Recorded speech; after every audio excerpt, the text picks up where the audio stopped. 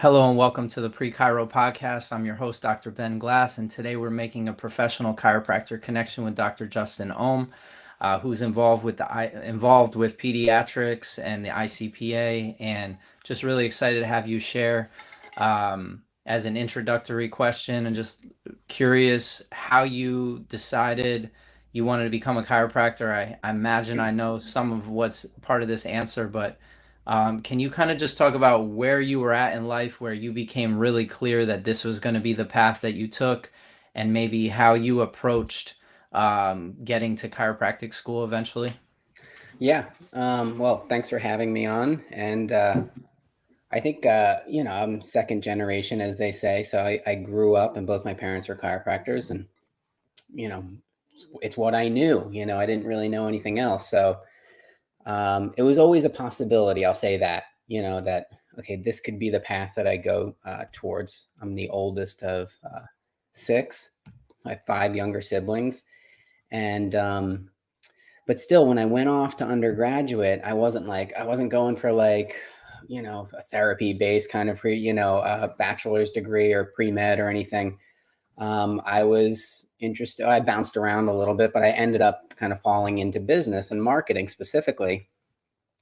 And it wasn't until really the senior year of college that I got pretty clear on the fact that, like, wow, this is what life's going to look like in this career.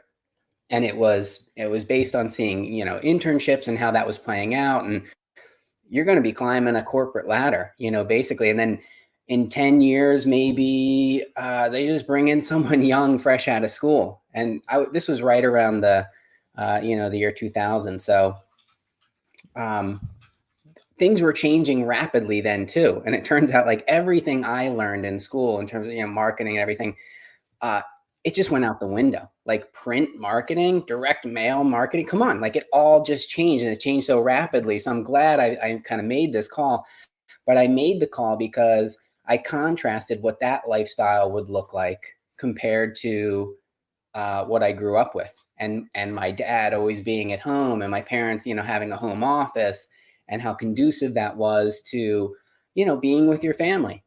And I started to kind of think ahead a little bit, like, okay, I plan on having a family. I want to have a family.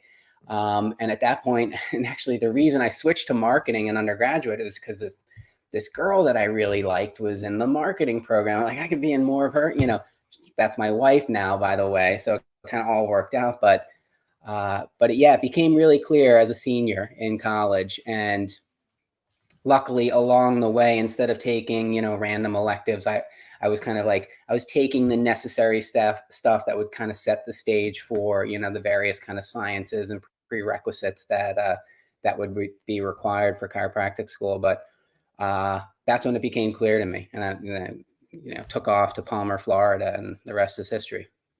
Yeah, can you maybe speak on your experience of getting into Palmer, Florida, and arriving on campus and adapting, and just the experience of what it was like to be a student, and maybe just provide any insights of obstacles you overcame, or frustrations you had, or desires that you had to pursue certain things as a student, given your experience?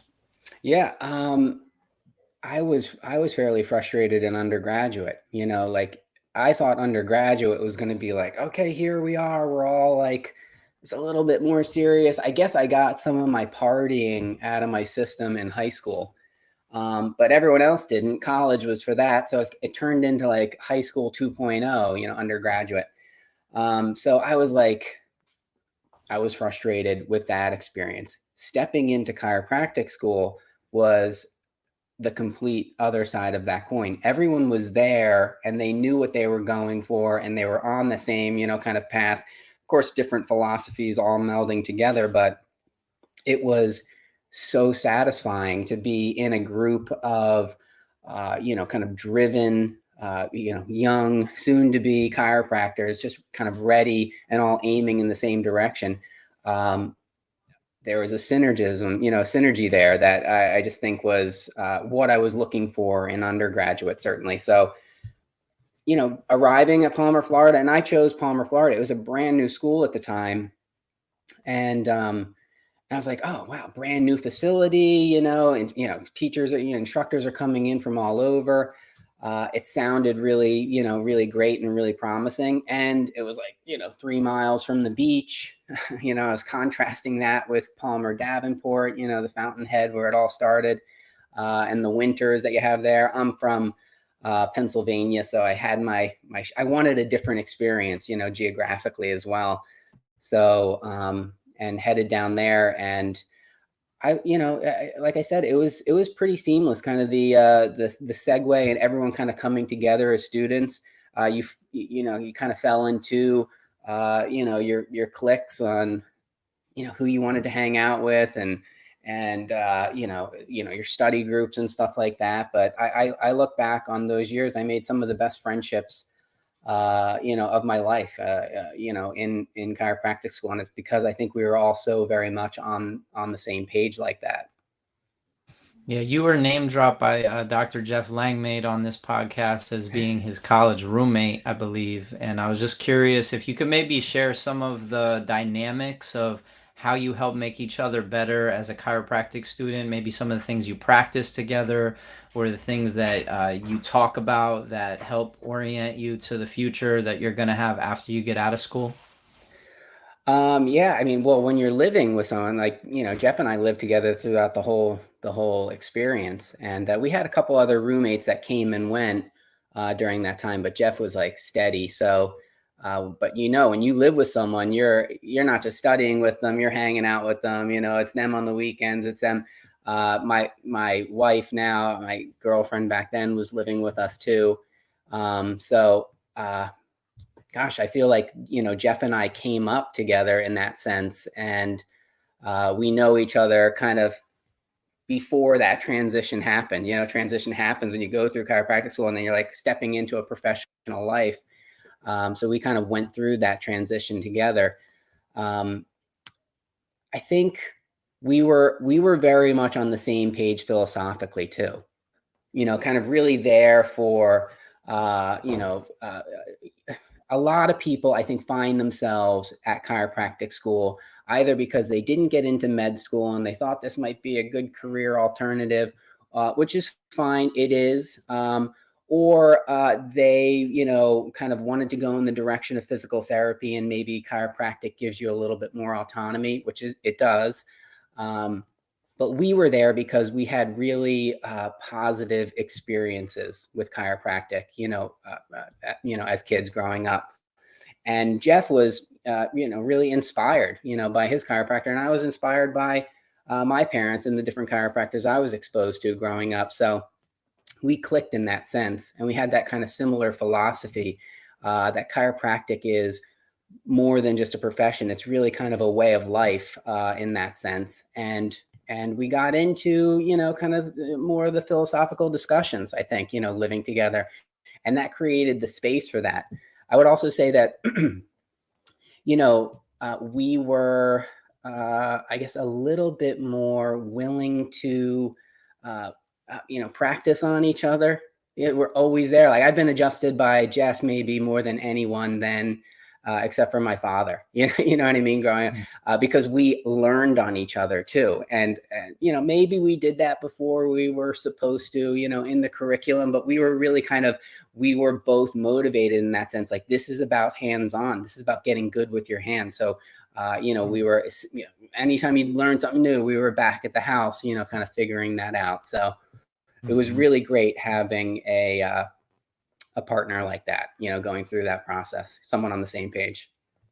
Yeah, no, I appreciate you sharing that insight for sure. Can you talk about the transition, getting out into the real world, what path you took? Did you start practicing immediately? Did you go work with somebody? How'd your practice evolve to what it's become today?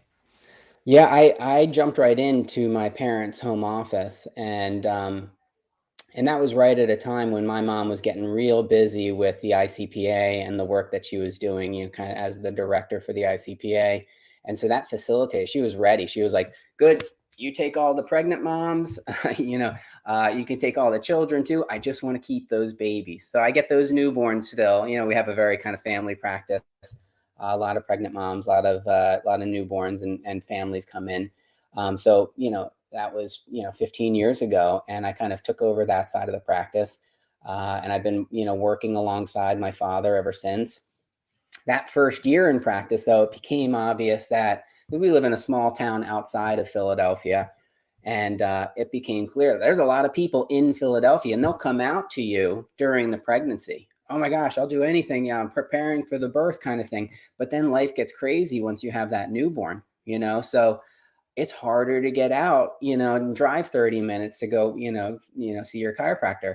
I said, and really my mom kind of pushed me in this direction as well. You need to open up a second location in Philadelphia. So that first year, maybe 6 months into practice, I found fairly serendipitously, I found an acupuncturist who had just moved back to the area as well. And she was looking to open a practice. And we said, why don't we share space? So then we're not taking on a full rent, each of us. And we shared space for a couple years at a location. And then we moved to another location that was even more visible, kind of foot traffic. And we worked together in that new space for 7 years. And then finally, I branched off about 5 years ago and got my own space, much bigger space. But at that point, I had slowly and methodically, very low overhead, never took out a business loan, always just focused on that patient interaction, building community, building trust, giving people, what I could envision is kind of like just the best experience I could possibly give them. And they tell their friends. And even if they're not, if they fall off, and you're not seeing them for a little bit, you're the chiropractor they're going to call when they want to go back into it, And so I always kind of positioned myself that way. I was very low pressure. I wasn't, forceful with, care plans. It was, I'm going to be here for you when you're ready. I was really kind of into that, kind of meeting them where they were at. And I created a following, in my community and in South Philadelphia. Once that starts to happen, people start recommending you, oh my gosh, to their OBGYN. And this was something that, like I say, even my mom didn't really have, OBGYNs actively referring to me, at that point in time. So it kind of just, it was a slow build, but it was like a really kind of sustainable organic build. And that was, that was intentional. It was by doing what we're doing right now, is about talking and connecting and giving, that patient, your full attention when you're with them. And so they don't feel like they're just a number and they're kind of being rushed through or whatever, some practices might give that feel. So. No, this is really great, and I appreciate you giving some more insights. If you could just spend another 30 seconds to a couple of minutes talking more about the experience that you created for people in your practice. I imagine you were specializing in a specific clientele as well, or at least maybe marketing to specific people. What mediums did you use? What type of experience did people have when they walked through the door? If you could just kind of describe that for us. Yeah, I've never done, marketing. I have a background in marketing, but I don't advertise the practice in the traditional sense like that. And it has been built up purely on word of mouth. And I think that's a test. That's what you get when you focus on the person in front of you.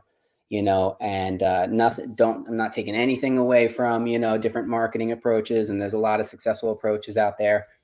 And I'm not taking anything away from the, kind of the processes that a lot of docs talk about putting into their practice. But my process was giving full attention, especially for a new patient. When you're creating that connection, finding that common ground. You're going to have people from all over, all different backgrounds coming in. And that's the biggest thing. Can you find common ground? Can you create connection with them? And so here I am, trying to connect with pregnant women that are coming in. And that was a primary demographic that were coming in. I will say, pregnant moms, if you do a good job with a mom and help her during her pregnancy, and more than just help her with what she's feeling symptomatically, but if you're there as a resource for her, to support her through that process, not to really to empower her through that process, right? she might not be getting that from her OB. Maybe she's with a midwife and she's getting some of that kind of empowerment, but a lot of the care that moms receive during pregnancy is, what's wrong, what's wrong, what's wrong. And so they're bombarded with that. And when they step into my office, my approach is reminding them what's right, because the body is really a brilliant, design.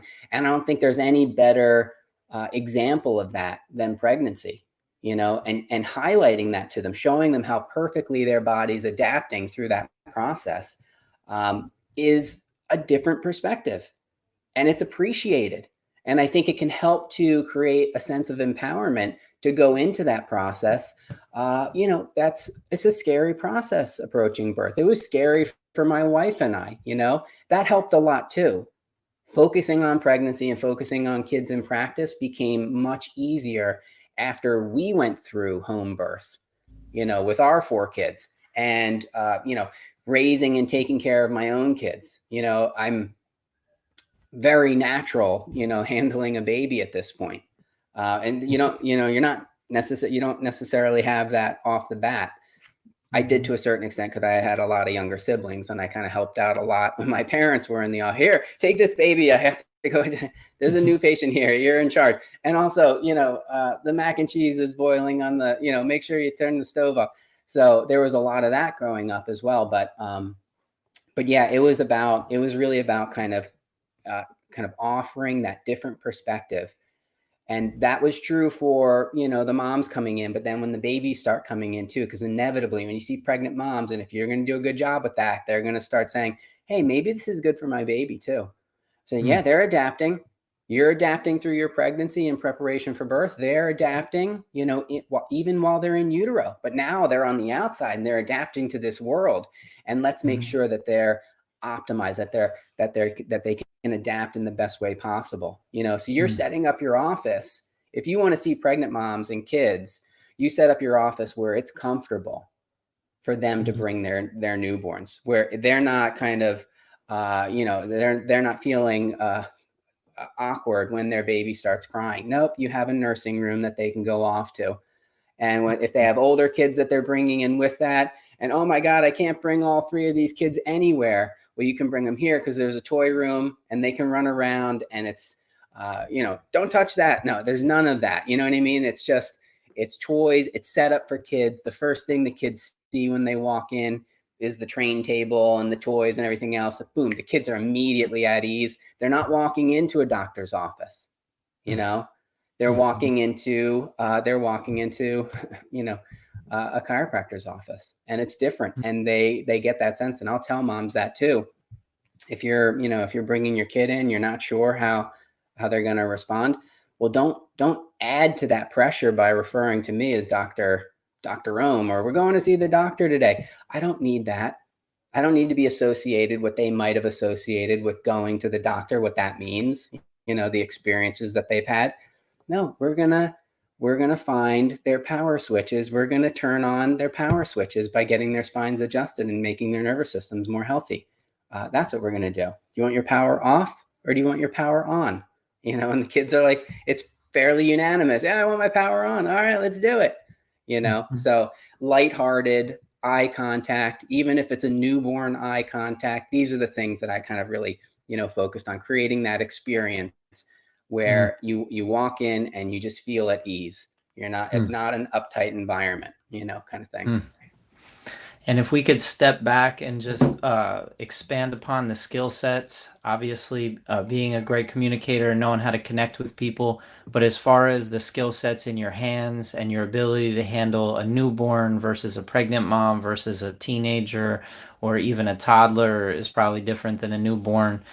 Can you maybe just talk about the background of your training, some of the things that really helped you a lot, and maybe inviting students to go and explore some resources that are out there that will help them with these different skill sets that are unique to a pediatric and pregnancy chiropractor? Yeah. Like I said, having your own family, that kind of really helped me. But obviously, having a family, having kids, that's not in everyone's path.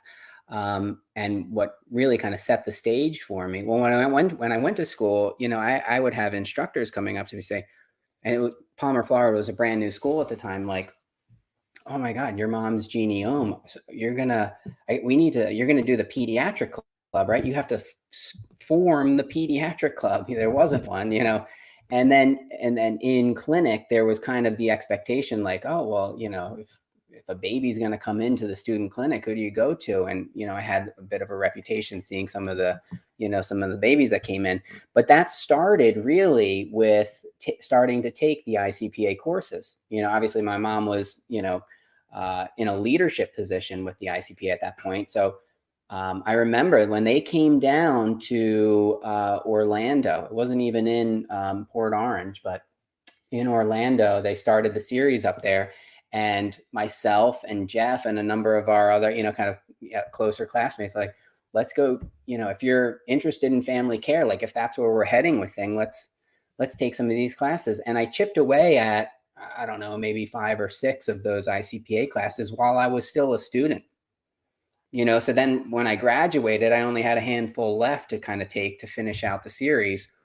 And then obviously, kind of going through the rest of the process and getting my CACCP, getting certified, and then going, all in and getting my diplomate status. But the ICPA classes, they're really methodical in how they prepare. Because let's be honest, a lot of times schools don't prepare you. They don't prepare you for the business aspect. We know that, right? You graduate a lot of chiropractic schools and then you're just like, boom, and here, start a business, and it's like, whoa, how do I do this? And they don't prepare you for special populations, and adjusting a child is not just like adjusting a miniature adult. There's a whole routine to it. There's all sorts of considerations going through classes that kind of, prepare you for, for that skill set. And like you say, the difference between an infant and, and a toddler and an older child, adjusting someone who's going through, their prepubescent years. It's like, it's all very different approaches. And it's relevant to have that expertise if you're going to say, I'm focusing on families in practice. So I would say those classes and the hands-on experiences that those classes offered really gave me the confidence to, as a young doc, just stepping into practice, to have the confidence to say, okay, yeah, face down first, let's check you out. And you're, 9 months pregnant with twins, saying, yep, I know how to do this, so it's putting in a little bit of the work, obviously. And a lot of people pick and choose. Let me just do the Webster course first, and let me start with that and get, kind of acquainted with, pregnancy care. But watch out, you start taking care of pregnant moms and affecting those birth outcomes, and they're going to start bringing your babies in. And then you say, oh gosh, I need this other one, and how do I do cranial work? And how can I incorporate the, and you start kind of filling in the pieces as you go. And a lot of people, approach it that way. I was lucky enough to kind of just try to, steam through it and really get a lot of these courses under my belt as a student, and then finish it out, shortly after. I was pretty driven, for it. Mm-hmm. Can you just talk about the nuts and bolts, shall we say, the hours invested in the CACCP and the diplomat programs? Like, what does that actually require you to do to complete those programs? Yeah. The CACCP is 200 hours of class time. And some of those classes are more pregnancy focused. Some of them are, developmental and pediatric focused. And then a lot of them are technique focused for those various populations.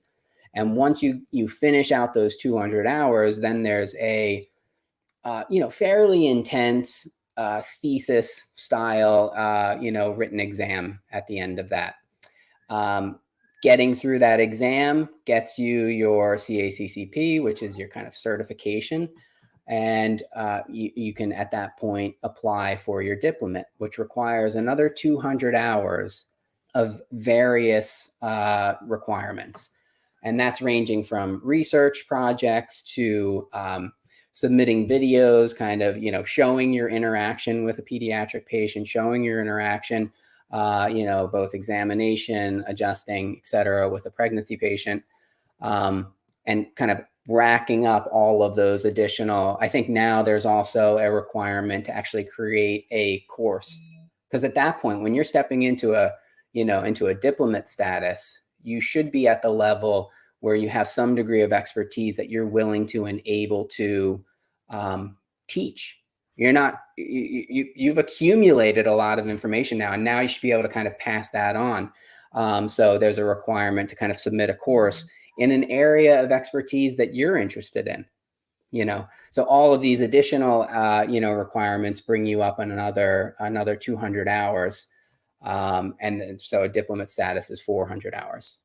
There is now, this wasn't the case when I was in school, but there is now a 72 or 4-hour perinatal certification.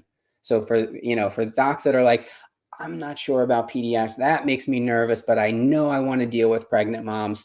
Or for docs that just want to, after they take that Webster certification, and they want to dive in deeper. And they say, well, yeah, but what about the postpartum, period?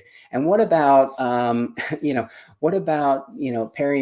perinatal mood disorders, and dealing with that? I mean, these things will 100% come up in practice. And it's just a matter of whether you've gotten training and you've kind of thought through how you're going to respond in that kind of, really heartbreaking situation. When a mom comes in and she lost the baby, during that birth process. You don't get a do-over in how you respond to that circumstance. So going through a course that kind of outlines it, this is what you're going to see, and this is how you can respond to that. And this is how you can support a mom in that circumstance. It's literally invaluable, because that mom is, everyone that conversation comes up with, she's going to be met with shock. And that's not what she wants to feel right then, and you could be the one provider that kind of comes in with, with empathy. So that's a new pretty cool certification, that perinatal certification. It really rounds out a lot of what I felt like was missing as I went through the program.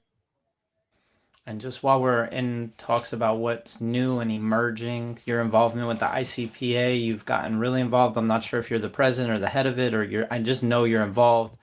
Can you talk about the ICPA, how it's changed, where it's going, some of the different projects that are taking place I believe it's a network of practitioners that are sharing data and information, maybe even just reflect on some of the accomplishments that it's had in the past, and the types of resources that it's created for chiropractors today? Yeah, so there's historically been kind of 3 pillars to the ICPA: research, training, and public education. And you brought up the research network, the practice-based research network. We try to mobilize our almost 8,000 members to participate in research projects. And now you're really getting kind of, substantial numbers of docs coming in and contributing. And we facilitate that. It's like, okay, this is all you have to do, and institute this, slight process in your office on the first visit, and then do it again and we can gather data at such a higher rate than, compiling single case studies, one at a time. And it gives you a higher order of, research when you do that. There's kind of a higher degree of reliability. So the practice-based research networks is an ongoing endeavor. We are always adding, new research projects to that endeavor. Training is what we've talked about, all the courses and the classes that are offered. And obviously the big change over the past couple of years is, everything was in person, prior to the pandemic. And then it was a very quick shift over towards offering a variety online, on demand and in-person classes. And so we're always kind of trying to strike a balance with what class works best and what format, going forward. So, but we're dedicated to kind of offering a balance of those options. And then the public education, and this is something that we've really kind of been focusing on over the past couple of years. That's the Pathways magazine. And you see, up behind me, the Pathways logo. That's actually the logo for the Pathways to Family Wellness podcast. Great podcast, and they do a lot of interviews with the authors that you'll find in Pathways magazine. But Pathways magazine was originally conceived, again, my mom she was just so sick of seeing in chiropractor's office, in her own office, like, okay, well, what do we put out? What magazines do we put out that's like, kind of in line with our thought process, with our philosophy? It's like, okay, you put out National Geographic, you put out this, health magazine or that health and all of them had ads for drugs, pharmaceutical products. And she's like, gosh, I just want content. I just want content that supports what we're doing. And, there was Mothering back then. There were some other magazines that kind of fit into that. But she decided to kind of make her own. And it started out just a kind of as a newsletter for ICPA members and turned into a full color, full feature, zero advertisement magazine. So it's all content. It's, it's supported through subscription. But until very, very recently, it was a physical print magazine only. There was a website, but it was like old. I don't know, like it was really old looking. And it was very hard to search for articles, and it was very hard to share those articles once you did find something that you wanted to share. And over the past couple years, I'm very proud of this, pathways to familywellness.org. We completely revamped it. It's a gorgeous website. It really highlights the same kind of beauty that we kind of try to come across in the covers of the Pathways magazine, these full photo shoot kind of covers. And it's very searchable, and it's very, very affordable to be a digital subscriber. Even if you're not a digital subscriber, you can get all of the back content for free. It's like, it's all there, and it's just there to be shared, because a lot of these articles really kind of support the chiropractic philosophy. And that's the idea of just kind of creating more of that messaging for the general public, for people to kind of find and be supported in, like I talk about, that chiropractic lifestyle, right? It's more than just a profession, it's a lifestyle. And so this magazine kind of really helps support that. And I was just so proud that now it's got an online presence that lives up to the magazine itself. So that's one really great thing. And then another aspect that I kind of we've been recently working on is a new course specific to breastfeeding challenges. And this was another real gap that I felt like was in the program when I came up through it. And so many kids come in with difficulty, latching or nursing, or bottle feeding. And, the term tongue tie gets thrown around a lot these days. And it's kind of like you're expected to know about this. And I felt like that was really underserved until this course. So we have a brand new course that talks about breastfeeding and TOTS, tongue ties, tethered oral tissues.